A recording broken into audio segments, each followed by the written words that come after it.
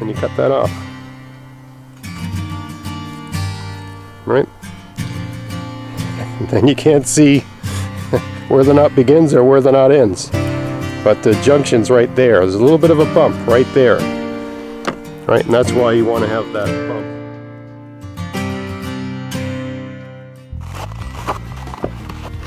Hi, it's Greg here with MaritimeGrinding.com, and I'm about to do some gardening out here, and I got this tool, and I thought I would tie a knot around the middle of this just to make it easier to hang on to.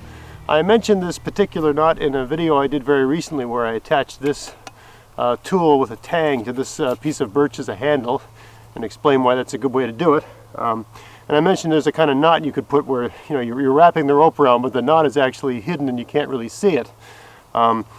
So a couple people said they wanted me to show how to do that knot, so I'm going to do that. I think the knot is actually called a spade, and it's for fishing.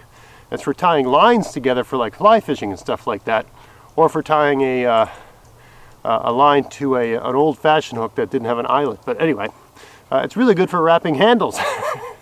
And it's really easy knot to do, but when people see this knot that you've done, they're going to think you're some sort of knot wizard.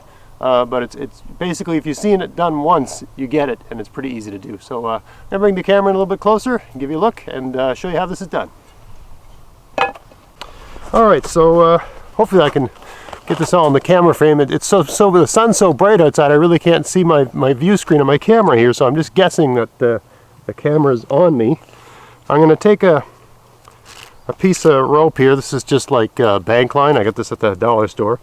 I'm going to take about 6 feet, 2 meters, that sort of thing. That should do it. And of course that's going to roll down the hill now. All the way down the hill. Alright, so still going. Anyway, you take the line and you make a loop. See, it's bent, and so I got an end over here. Okay? And then you hold it down. I want this knot to go from here to here, kind of like in the middle of the handle, so it'll be in the middle of my palm. That's the way I like it to be.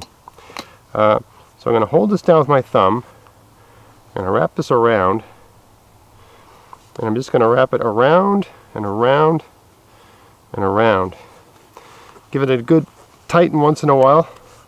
I'm going to give this a little pull, just to tighten that up. So every once in a while you're stopping to mend it and make sure it's tight. Making sure they're all together. See how I'm making sure these are all together, nice and tight, right? And you just keep going like that. Round and around.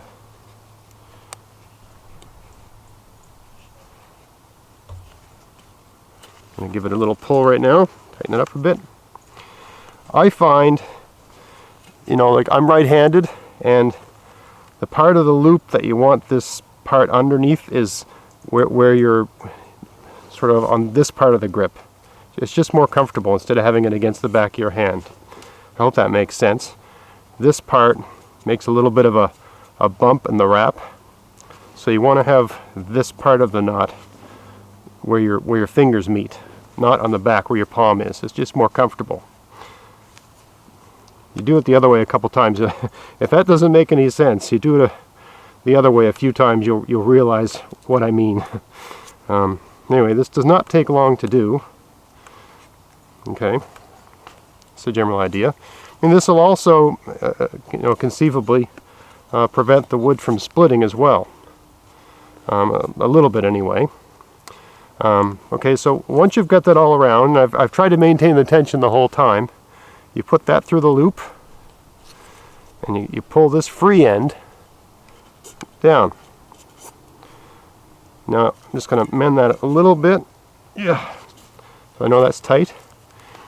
And I'll bring you nice and close here. Hopefully that's on the camera. And then you just pull, and you'll see this pop in like that. See? Now you can't see the knot. Then you just take your knife, right? Hopefully this is on camera, and you cut that off, right?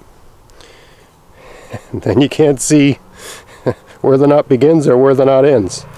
but the junction's right there. There's a little bit of a bump right there, right? And that's why you want to have that bump where your fingers meet, because it's more comfortable than having it on the other side where your hand is.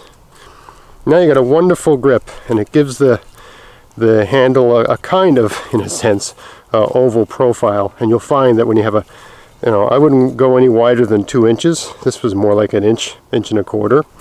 And put a little bit like that, and you'll find it just stays in your hand. This tool here, this is a pulling tool, right? It's for pulling things towards you, so you don't want it slipping out of your hand. And you could put it at the back, but I just find it's more comfortable to have that part right in the center of my palm. Anyway, so pretty simple knot, pretty easy to do. I mean, we used, where's the leftover piece? So we had a 6 foot long piece of string, and I had about this much wastage, what's that, 10, not 10 centimeters, 20 centimeters or 8 inches sort of thing, right? So that's all that's left over. So I could have gone maybe 6.5, maybe 9 feet, with that sort of rope, made it a bit wider. But that's fine, right? I mean, these things are all temporary. This handle will not last forever, because it would last a long time if I brought the tools in at night. But once gardening season starts, there's a handful of tools I just leave out here in the rain all the time, and the handles don't last. They rot off eventually.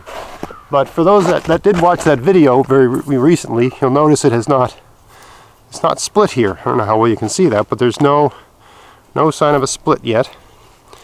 And it would have split by now if it was going to split. It either splits immediately or splits after a couple days. It's been a good week, maybe 2, since I drove that into the a piece of birch, green birch. So I think it's going to hold up and be a good handle. If I could keep it out of the weather, it'd last a long time. Alright, so easy knot, makes you look like a knot wizard, not too hard to do. You can pretty much do it with any rope that's strong enough for that process where you pull it through. I hope you found that interesting. If you did, please like, share, subscribe. Check out my podcast, maritimegardening.com. And until next time, get out there, get at it, have fun in your garden. Thanks for watching.